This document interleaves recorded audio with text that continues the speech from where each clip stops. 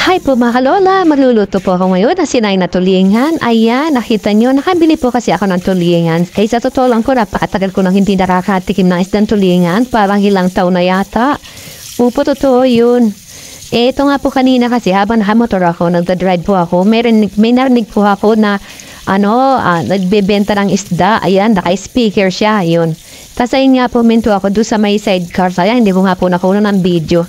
Ayun nga po, tinanong ko doon kay Manong kung magkano po yung kilo ng isda niya. Sabi niya, 180 para hamura. Sabi ko, amura naman ng isda. Tapos tinina ko nga po, ay sariwa kayo kanyang isdang tulingan.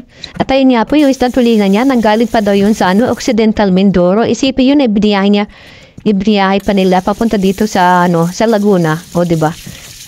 Sa bagay, meron naman po talaga sila mga tracking, nagbabiyahe po sila ng mga ganyan.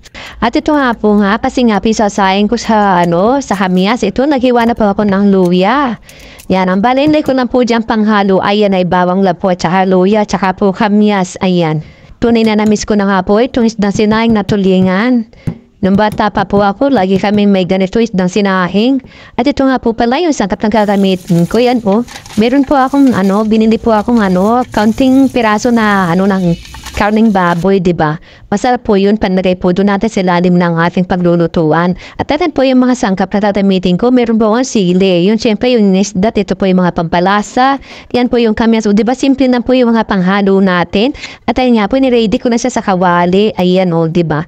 Ilagay ko sa yung karning baboy doon sa may ilalim ilagay. Tapos nilagay ko na rin doon yung kamyas. Ayan, tapos nilagay ko ng isda. Basta yan nga po, pinagsama-sama ko na lahat ng pampalasa at nga po tinakpan muna. Hinaya ko po siya pakuluan muna bago ko siya binuksan na talagang uli ng tubig.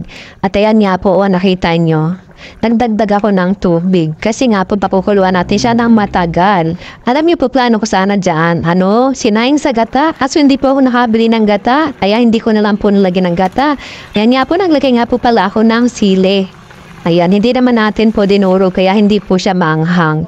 At ito nga po, ready na. Sinandok na po natin. Yan, nakita nyo, diba, yung pinakang karne niya, ang lambot. Grabe, ang sarap po, promise. Ang sarap talaga ng luto ko. At ayan nga po, diba? Tapos na po akong kumain dyan, namamapak na lang po ako ng isda. Ang sarap niya kasi.